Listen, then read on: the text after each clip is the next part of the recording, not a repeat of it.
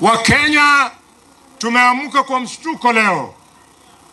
Tumesoma katika vyombo vya habari, tunaambiwa kwamba sasa watoto wetu ambao wanastahili kukalia mitihani ya kitaifa, serikali imependua ile free examination.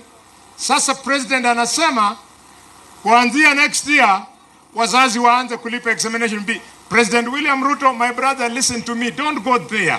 Watu maskini, they will drop out of school. Ukihitaji wao walipe pesa ya mitihani, that one, no.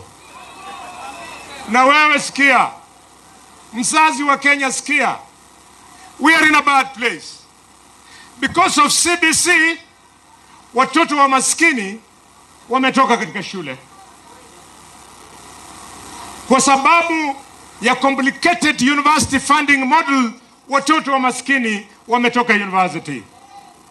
Sasa tukiuliza maskini vile vile walipe mtihani, inamaanisha tunataka kutengeneza taifa ya kusomesha matajiri peke yao.